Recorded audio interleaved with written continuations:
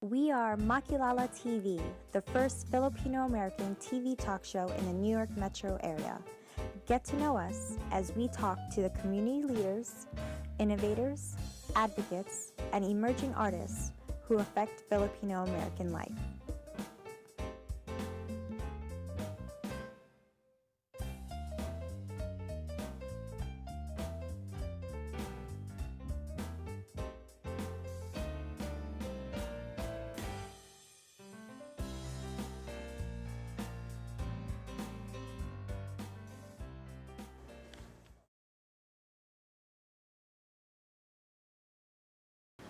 The Philippines is one of the rising tigers of Southeast Asia, with a reported average of 6% growth under President Aquino's administration. Tourism is high, and although it's more fun in the Philippines, the people on the streets are hungry, scared, and fed up with corruption, crime, and traffic. The country's poor still lives on makeshift homes or squatter areas. People don't feel safe on the streets of Manila at night, and in the rural areas they feel like they have been abandoned. On May 9, 2016, the majority of the Filipinos voted for someone who they believe and hope can deliver real change. Filipinos rallied, campaigned, and voted for a tough-talking, controversial, outrageous, yet beloved mayor from Mindanao, in Davao, Rodrigo Duterte. What does the Duterte Presidency mean to the Filipinos? Can he deliver real positive change? Can he weed out corruption? Is he a dictator? Is it martial law all over again? Does he have respect for women, for human rights? I'm Jen Fuhrer, and this is Makilala TV, a Manhattan neighborhood network. Cristina and I are honored to welcome back one of the original co-hosts of Makilala TV, Maria Cruz Lee. Okay. Maria has worked in public services since 2010 with a background in digital, civic engagement, and immigrant affairs. She works to connect, support, and celebrate immigrant leaders. Maria, welcome back to Makilala. Thank you, ladies. It's nice to be here. Yes. Our panelists consist of two educators. Ernesto Pamolarco Jr. is a former education supervisor in Caloocan City, currently a special ed teacher at the Department of Education in New York, the chairman of Youth Success Global Foundation, a nonprofit organization which helps children with disabilities. He is an active Filipino community leader who wants to unify all Filipino teachers in America. Bino A. Realuyo is a poet, novelist, and an adult educator in New York City immigrant communities. He grew up in Manila during martial law, but spent most of his adult life in New York. He is the author of Umbrella Country and Gods We Worship Live Next Door. He writes about the Filipino-American experience for the Huffington Post. Ernesto, Bino, welcome to Makilala. Welcome. Okay, this is going to be an interesting conversation. I'm interesting. Okay, Time Magazine featured Duterte as the Punisher, a very controversial and totally unconventional. This presidency is obviously a very important and emotional topic. So I want to start the question with, why is this important to you? Does this keep you up at night, or let's go down the line? We'll start with Cristina. Ernie. Oh, Ernie. Ernie, why is this topic important to you? This topic is very important to us because he just won the presidency, and I think it is time for us to unify, to work as one. And it is the healing process. In an election, always that there are people who can't accept and will only support the candidates, even the losing candidates that they will only support because that's the trend. It's like ganyan tayo mga Pilipino, pag natalo ang ating kandidato, yung nanalo hindi natin susuportahan, sisirahaan natin ng sisirahaan hanggang sa mapabagsak natin yun. Hindi na dapat ganyan. Dapat tayo, pagkatapos ng eleksyon, balik tayo, magkaisa tayo, rally behind. Is that possible, Peter? There are about 4 million Filipino Americans in the United States, and I think and just like many Filipino Americans, really care about the future of the Philippines. And many of us go back and forth, either on vacation or to visit our families there. What is really mind-boggling for me is that 16 million Filipinos, which I consider to be a landslide election, 6 million over Marcos actually voted for this man. I think they've all fallen under the spell of what I consider to be a really, really dangerous rhetoric in the 21st century. It's someone who's saying, papatayin ko silang lahat. So it's very hard to just turn your back on those statements that were made in public, that a lot of international news agencies have criticized, and say, let's all unite and not be vigilant of what's going to happen next. So I'm not going to congratulate the people who voted for Duterte and say, okay, let's move on. In fact, I think we have to open our eyes and keep our eyes open for the next 6 years and really watch very closely what's going to happen next. What about you, Maria? I'm in this, so I was born in the Philippines. I came over here when I was a kid, and I'm a U.S. citizen, so it matters to me because I have family there. But at the same time, I work in immigrant rights here, human rights, women's rights here in the U.S., and my philosophy on public service is like service where you are physically, right? So it matters because I'm Filipino. But it's been so weird to see the two different sides of it, because when I watch Western media, right, John Oliver goes like, it's the Trump of the Far East, right? And then when I talk to family and friends, they're like, he's not that bad. But then when I do research on my own, I'm like, he said some like really not okay stuff about women. And, I'm sort of, from an outsider's view, I'm like, is he anti-corruption? Because I guess I can understand why the people of the Philippines have, voted for him, because there's tons of corruption and, nepotism and favoritism in the Philippine government. So I'm like, okay, as an outsider, people want change. Maybe this is the change, and I'm physically not there. I haven't really been affected by it, but it's been very interesting to see these sort of both sides of the argument. It's actually confusing, and campaign is over, right, Cristina? But then he came out with this about journalists. Yeah. What I find really fascinating about this person is that we have elected him, but it looks like we did not really know him when we were voting for him, because all of a sudden we are finding out other more dangerous things about him. His attitudes towards media, attitude towards religion, attitude towards women and human rights. This did not come up when election was going on. So I don't know if there is some kind of a remorse, national remorse going on right now that, is this the person that we wanted to be the president? But the people that voted for him still have a strong... Because I think they're in this attitude of, let's give him time to prove himself. Okay, Maybe he can deliver. Let me quote one of the... could I have it? One of the things that he said just recently. Just because you're a journalist, you're not exempted from assassination if you're an SOB. Freedom of expression cannot help you if you have done something wrong. So two different groups, two different reactions. So let's... I think that statement is very specific. It was addressed because of, it was the press conference was done in Davao. And I think there was a journalist who was killed, and he was just reacting to the question. And that does not mean that he supports the killing, that he endorsed people.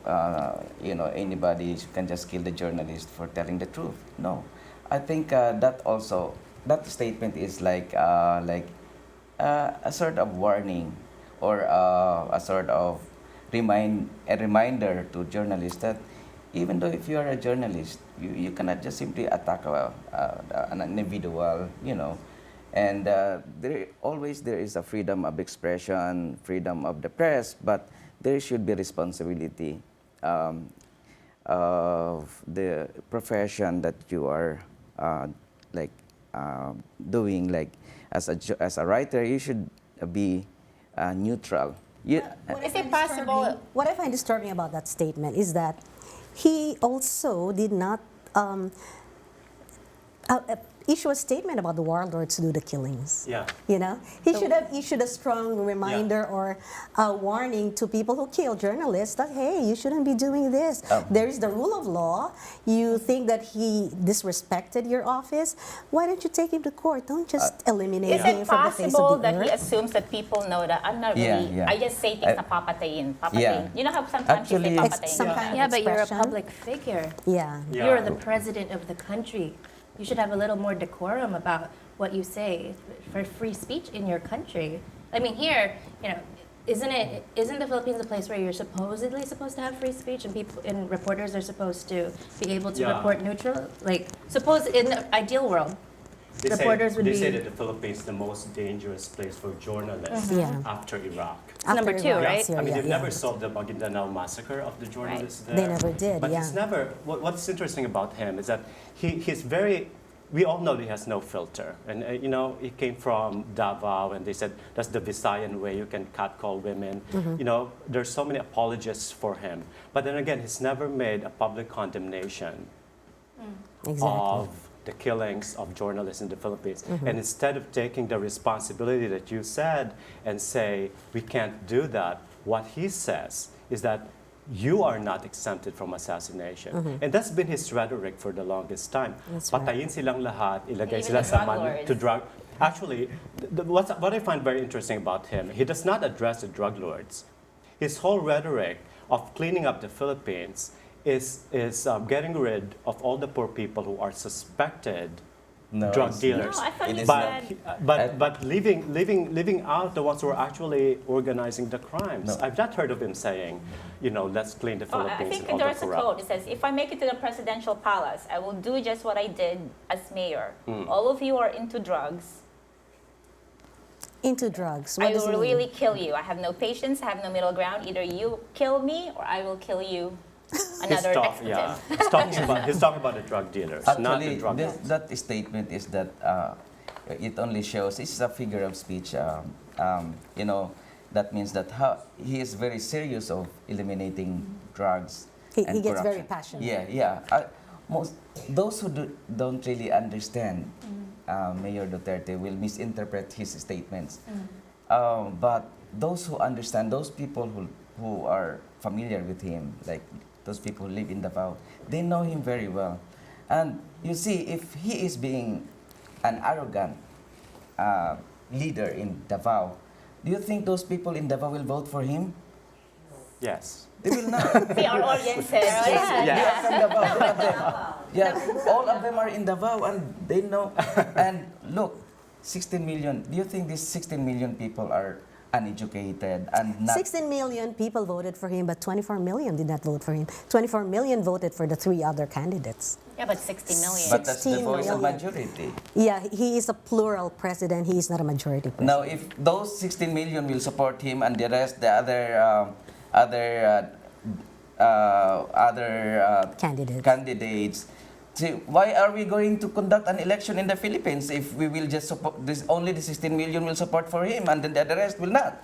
I would think that he would be more. He would reach out to everybody. That's what I would hope a leader should be doing. I think this But is then- one of the comments from one of his supporters, aside from the big one over here. See, people are quite frustrated with crime, corruption, and inequality in the Philippines. The rich have become richer, and meanwhile, it takes an average person 2 hours to get to work on breaking down subway.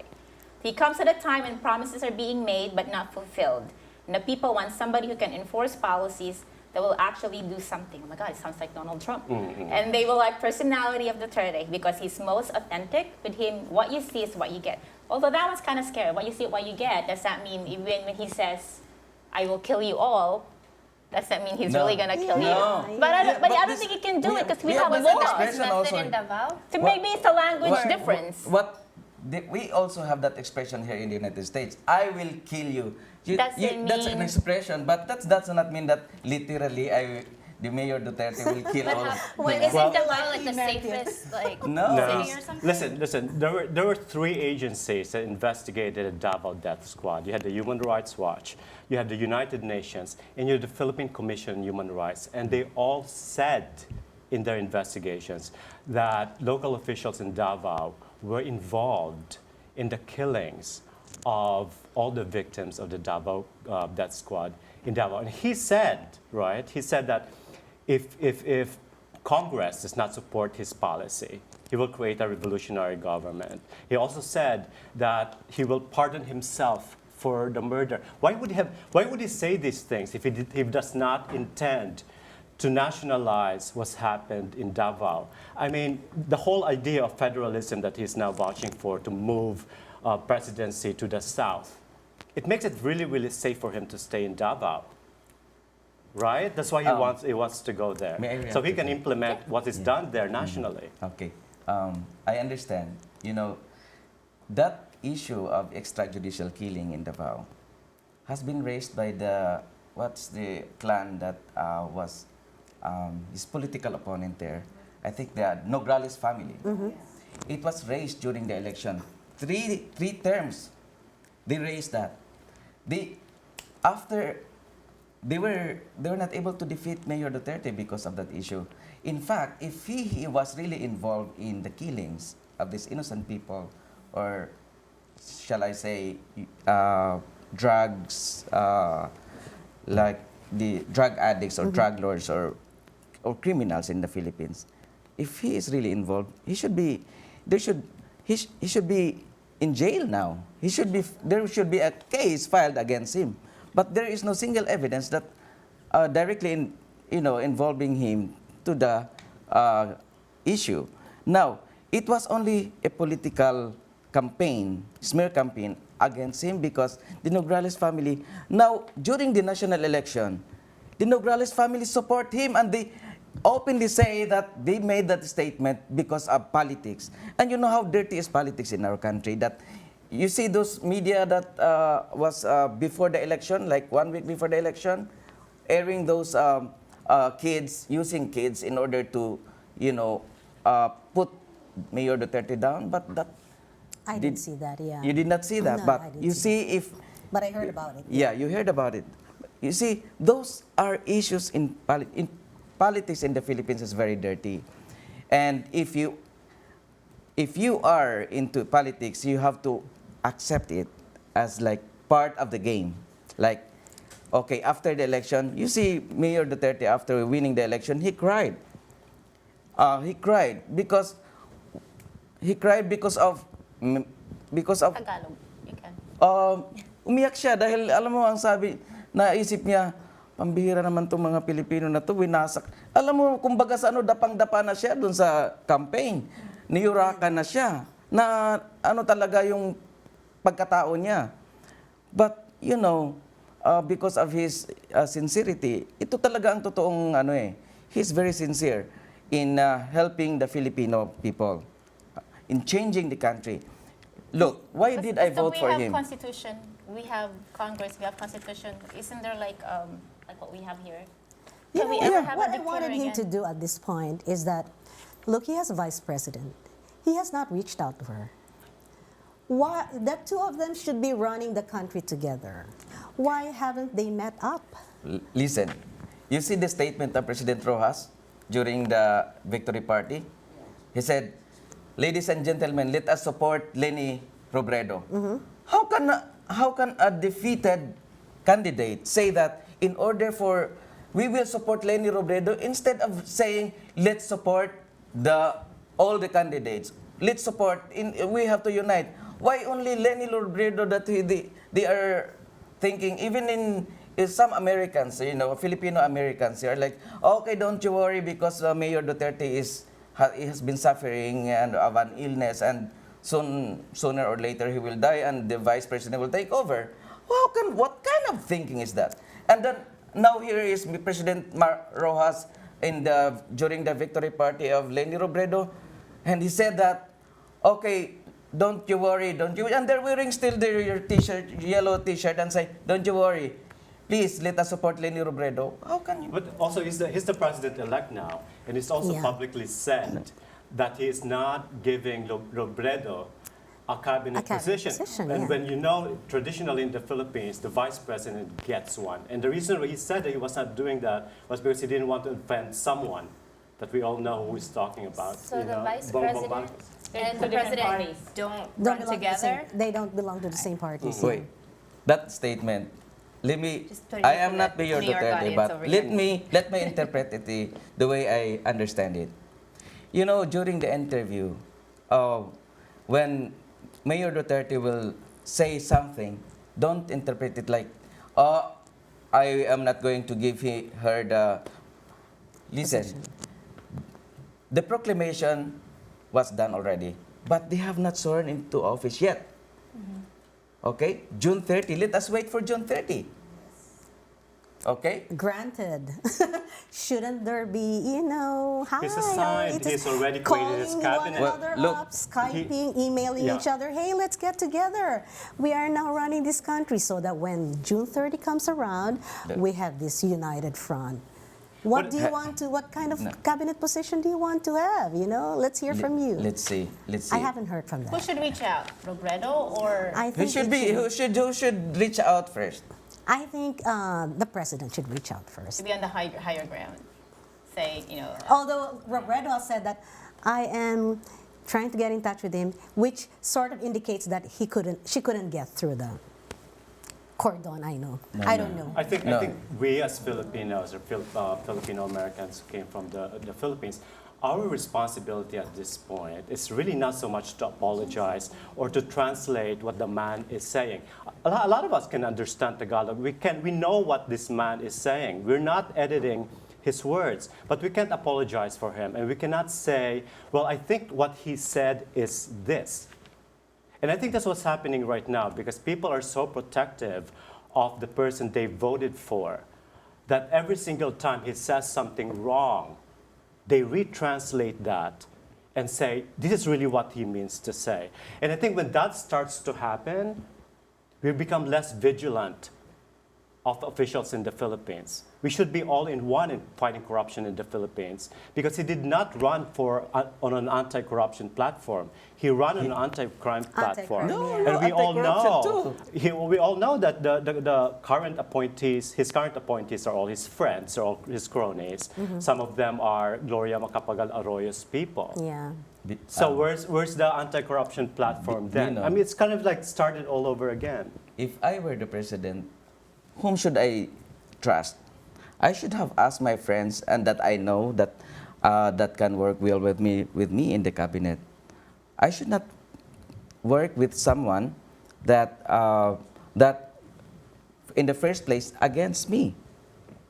All right, but for example, if Ms. Leni Robredo will say, "Okay, Mr. President, it's time for reconciliation. Let's forget about what we during election campaign, and it's time for us to unite as one and work together." Well, it should be what is Go that? ahead. What's that? It should be enough. Just like, It should not be taken like he is only for his friends, for his classmates, but those friends, those classmates that he appointed are very, very excellent. I in can terms of understand academic. why he would get his friends and why would he would get from his own circle, because somebody Trust. mentioned this to me. Because he is just not to diminish his title. He is just a town mayor, and now he doesn't have the outreach of a national office, so he doesn't know a lot of people up there. That's what somebody pointed out. Look. So he doesn't know a lot of people a reaction to from the appoint. audience, what you said. Look, Sorry. So he doesn't know a lot of people, for example, to put in foreign affairs, to put in Department of Defense, these high-profile, really high-reaching cabinet positions. Just wanna can tell I react everybody. to that? Okay, go ahead, Christy, go ahead. before, okay. This. I was actually defending him. Yeah. Thank you. But thank you, Cristina, for defending him. When if you are the president and you have all those people that they've been serving the government for so long, and what happened to this country? What happened to the Philippines? He has but already at the same experienced- time, if you're the president who's now running on uniting the country, the last thing you would do is exclude everybody else and Yeah. only include your friends on your cabinet. right? I mean, granted, you're coming from an archipelago. You got to think outside of Davao and outside of the Yeah. box, and start thinking. Maybe the way to reunite this is to bring other people into my cabinet. That's I what think, he's I doing. think it's hard to do. That's what okay. he is doing Yeah. right now. He even offered cabinet positions for NPA, for MILF, for the leftists group because that's one of his purpose to run is to unify, to unite, to make the Philippines as one. I guess whether, okay, we have about 3 minutes left. And oh my God, we only have 3 minutes We have left. like an We have hour so for much this. more now. I mean, we have the curfew for minors, the liquor ban. I just want to get your thoughts. I mean, it's hard to unite when you have two different, very, very ideological parties. I mean, the same thing when Obama ran, supposed to run, unite the country, but I think we were more divided now than I think we'll always be divided. So the last, I just want to get your thoughts. Like, what do you think? Why should we always continue to follow through this presidency? We'll go this way, Follow his Cristina. presidency because I find some of his words very disturbing and not healing at all. So he turns off a lot of people. He should maybe conduct himself in a manner that is more, oh my God, people are gonna kill me, socially acceptable maybe. Avoid words like I'm gonna kill them or whoop whoop. That is not gonna heal the society. Okay. What about you, Ernesto? I mean, that's me politically. Yeah, correct. okay. It's like, Christine, it does not really, Mayor Duterte, I mean the president, you cannot say he has to change his ways. I know. That's his natural way of his, totoo siyang tao. Hindi siya nagbabalat kayo para bumango sa media, sa simbahan, sa mga ibang grupo para kaawaan siya o suportahan siya. Ito ang gusto niyang gawin. Kaya You can be authentic and still be polite, I think. Okay, I have to cut you and go to Maria. Okay, go ahead. Because that could be another hour. Well, I'm just like interested in this whole nuance of, from my family and friends, that he's run on an anti-corruption campaign, but as I'm learning more, as I'm doing more research on my own, it's like an anti-crime campaign. So I sort of want to see how it plays out because I have no opinion right now. Just want to say that Last 10 seconds. we should not stop here. That the Filipino people, all the 16 million that voted for him, really need to keep their eyes open and not to look at this presidency as as a fanatic who can't see anything else beyond what they're hearing. Well, that's it for our panel. Thank you for taking time to be with us. Maria, Bino, Ernesto, of course, Cristina. And to our viewers, thank you for inviting us to your home. The audience, thank you for coming. Until next time. Sa ulitin here at Makilala at Manhattan Neighborhood Network. thank you. Thank you.